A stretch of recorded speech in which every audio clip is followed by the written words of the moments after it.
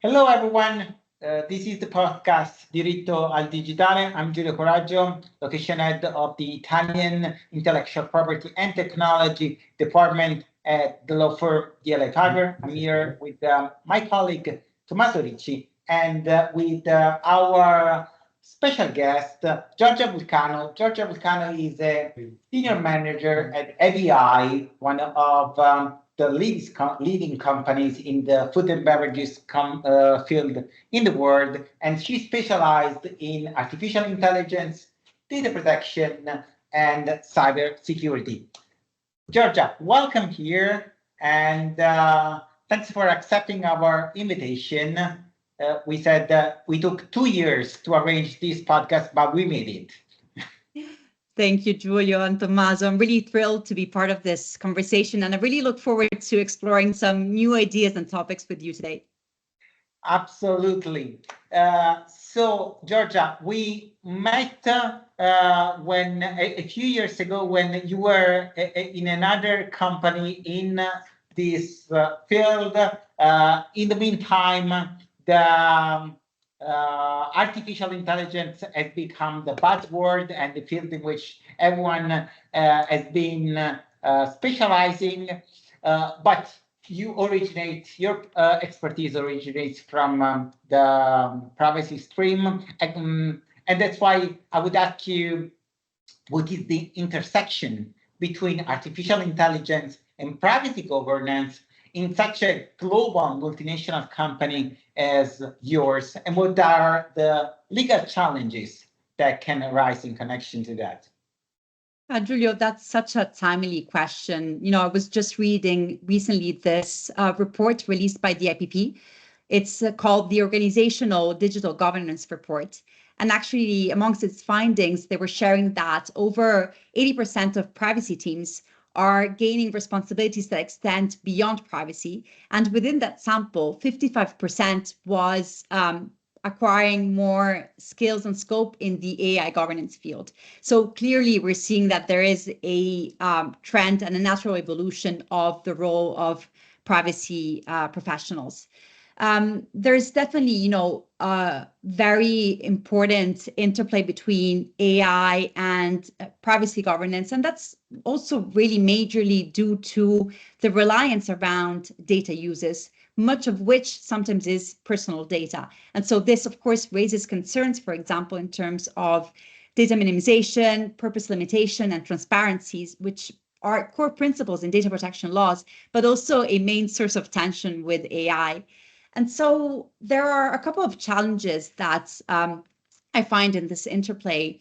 The first one is that, we really have that challenge that we need to overcome of ensuring that AI models do not inadvertently process data in ways that could violate individuals' rights or also cross-jurisdiction standards, because of course, also when you're operating globally, you also have different standards that you need to be complying with.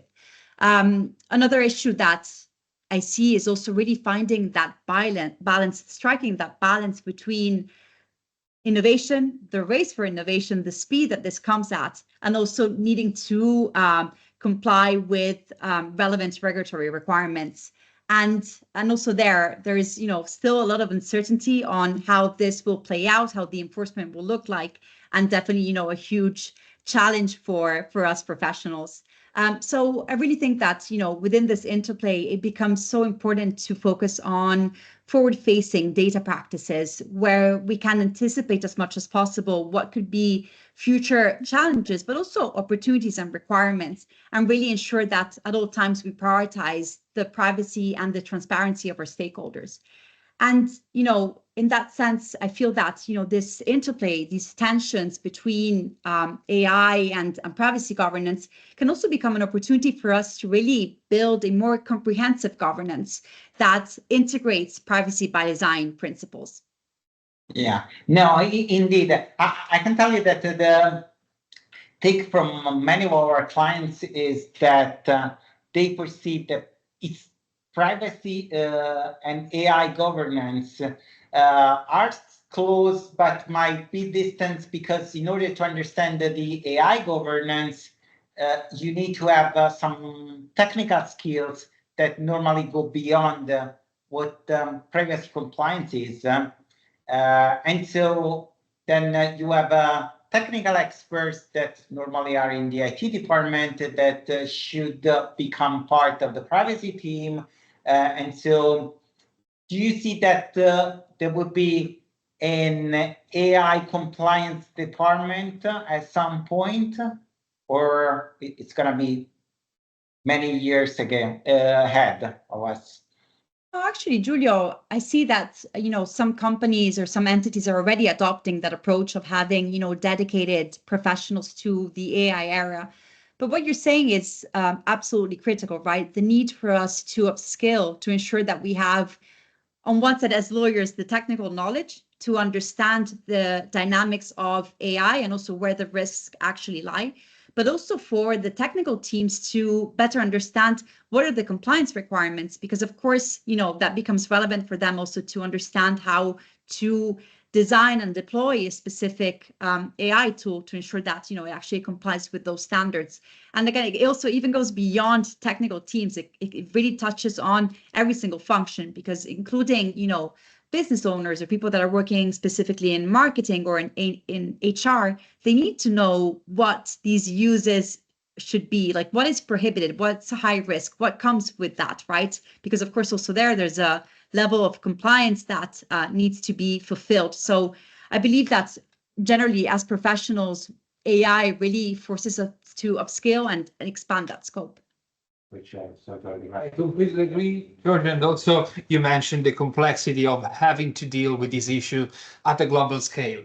We have seen that the GDPR acted as a role model and defined a standard to which all the other countries kind of tended towards.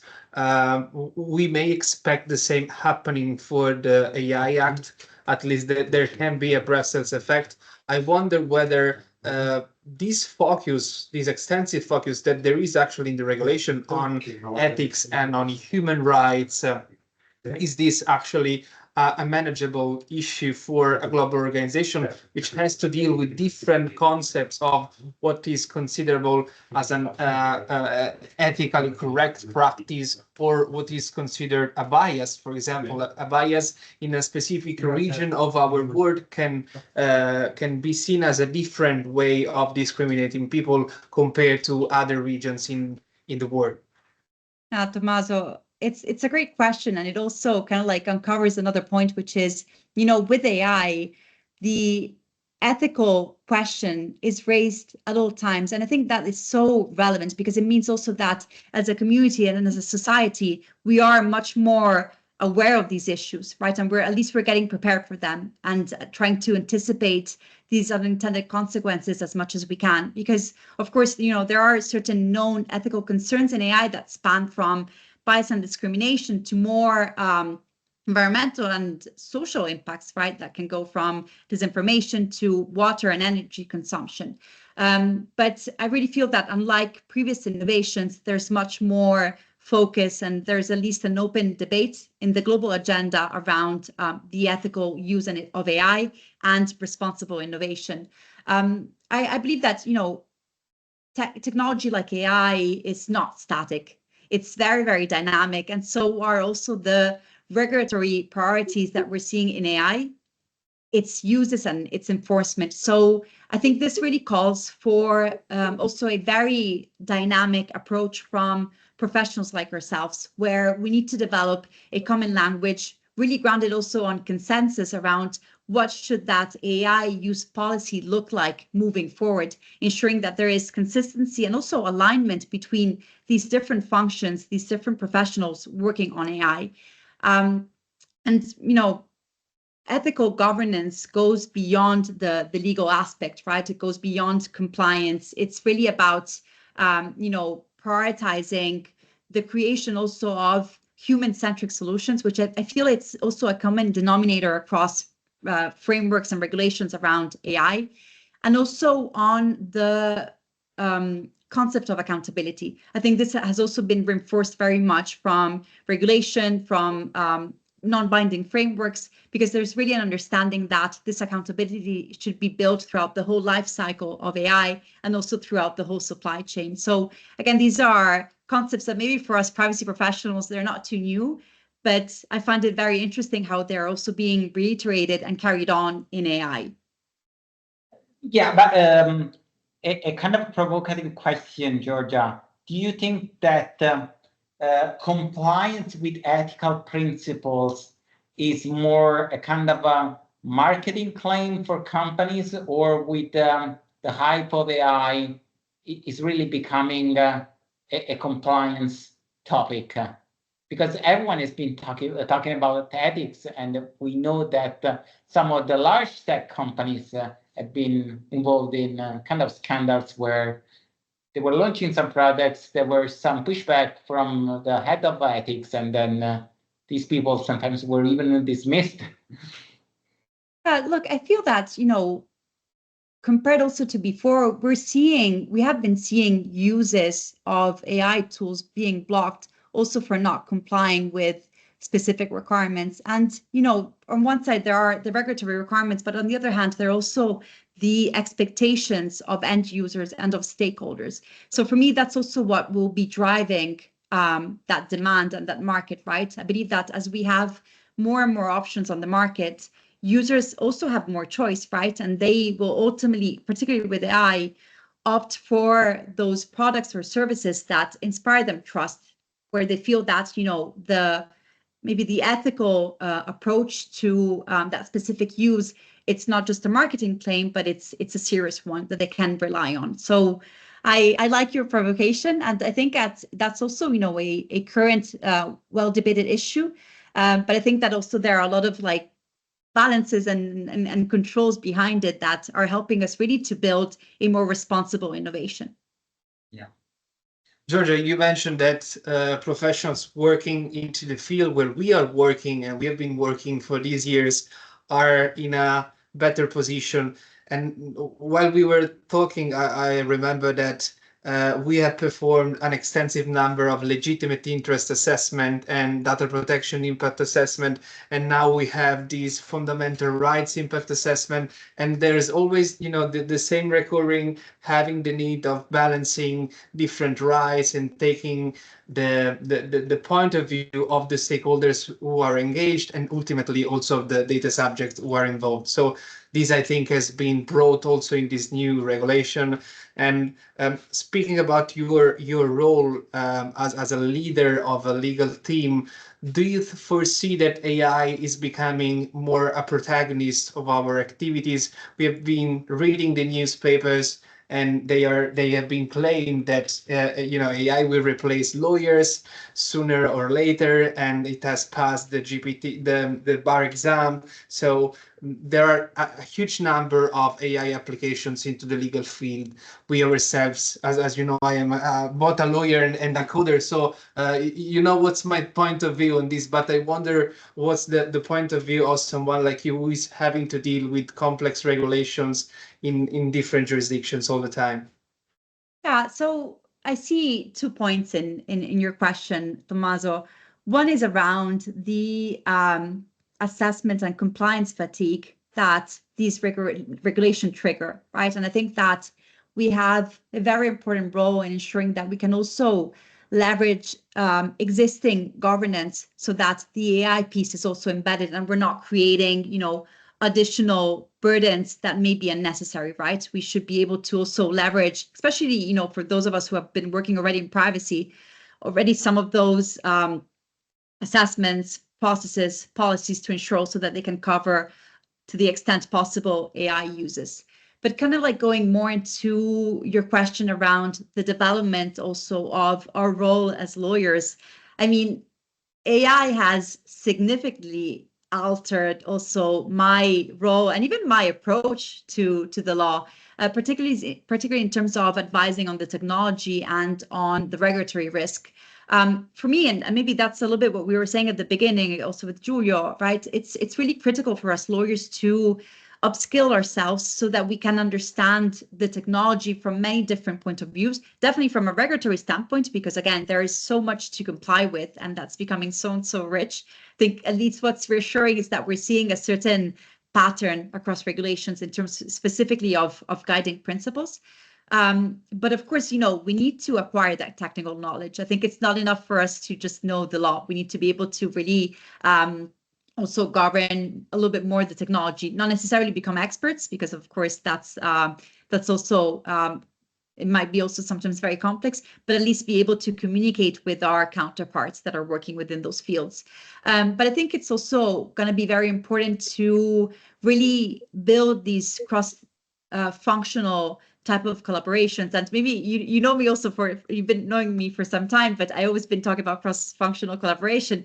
But I feel that with AI, it's really forcing us to put that in practice, and I'm seeing it. It's necessary. If you don't do it, it's impossible.